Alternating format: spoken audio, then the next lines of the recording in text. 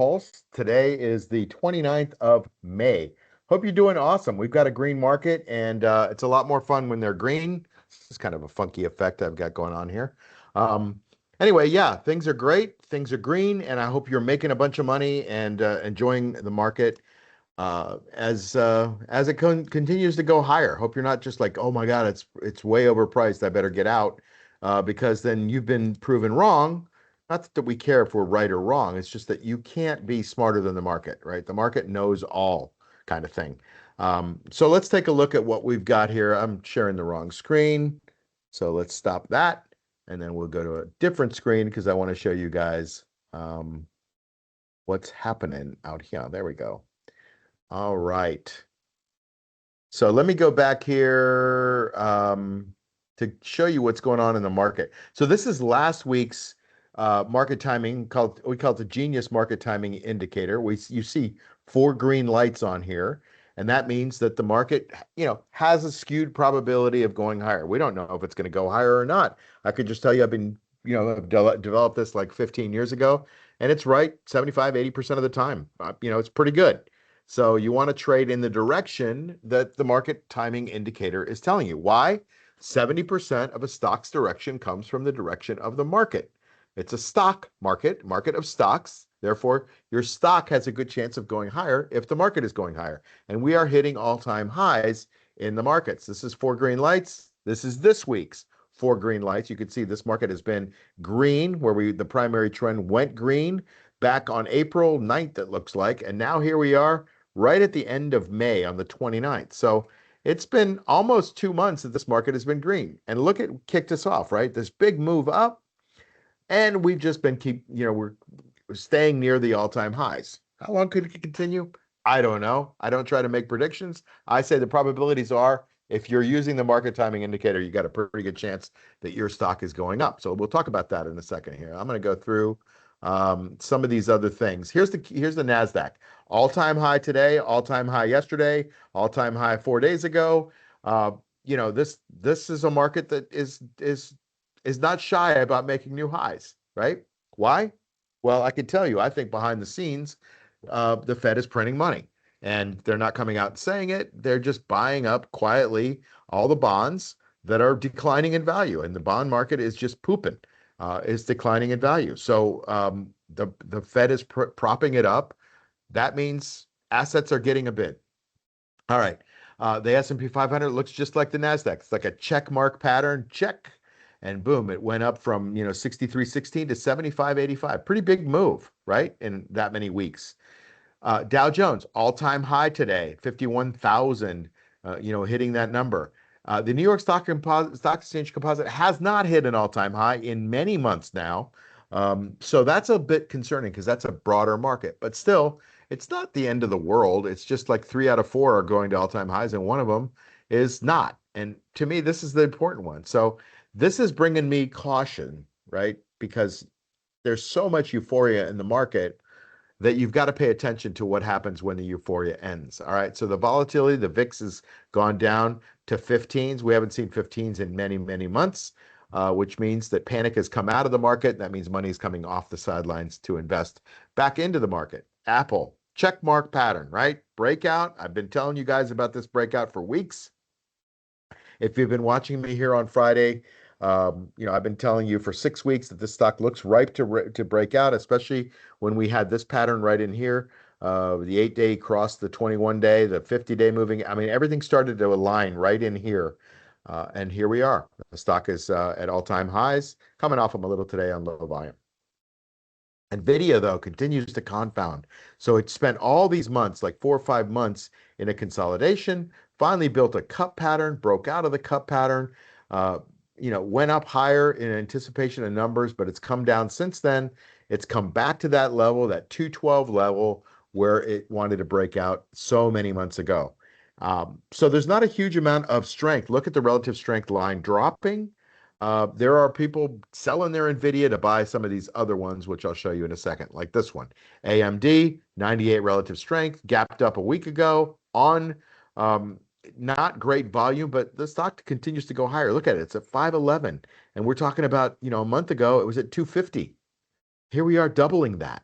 There's a lot of opportunity in this market if we can just learn to read our charts, pay attention to our indicators, and use those as probability indicators to hopefully take us a bit higher. Broadcom, right at a breakout pattern right now. It's been kind of waiting for people to buy it. People haven't been buying it until today. This is a viable pattern. Keep this on your watch list, but it's in a breakout right now. Don't chase it. But buy, it's right there in the zone. So it's very close. All right, Micron, you can't buy it here. Like it's too extended. Look at it, it's 965. 6 weeks ago it was at 471 when it broke out, right? It broke out after numbers. After numbers, it declined under the 50. Everybody thought, oh, this thing is going to zero. They got out of it. The stock made a little V-shaped recovery, and then it broke out right in this area, kind of a little cup with a handle that broke out from this consolidation. Boom, doubled in value, right? They're all over the place. Iron, everybody loves this iron thing. They don't make any money. They put in data centers, crypto, AI, those kinds of things. And this stock has really gotten rid of all the sellers in here. It's above the 50, above the 200, obviously. And it's, it's pushing those highs. So it broke out through the 63.59, coming back to test that area today. This stock is starting to look fairly strong to me. Aklo, not so strong. 44 relative strength rating, below the 200, above the 50. Not a lot of reasons to buy, not a lot of reasons to sell. Tesla's making one of the best patterns I've seen in months, actually probably years. A long cup and handle. I thought it might make a handle a couple weeks ago. I said, hey guys, it's making a cup all the way up here at 498. I think it might pull back here around 435, which is where I thought it would do it. It went to 453, pulled back, and now it's given cause to go higher.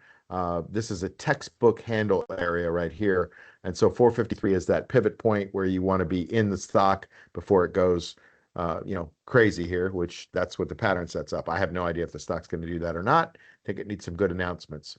Amazon is right in the buy zone, right there, trying to break out on low volume. Not a lot of reasons to buy Amazon these days. The numbers continue to be solid, but not amazing. Yeah, they're okay.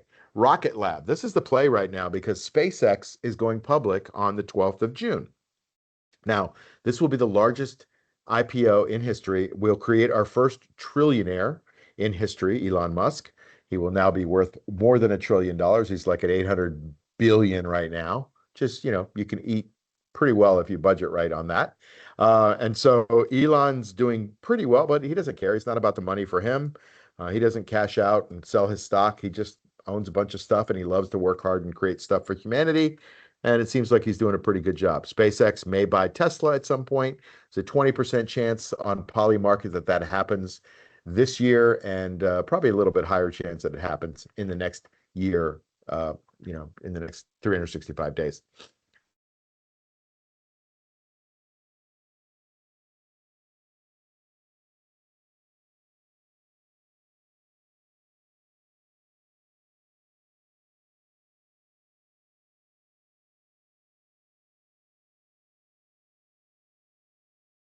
So, so you can get involved. Spire is early, right? This is the time to look at a pivot. It's already moved up quite a bit, giving you another chance, basically.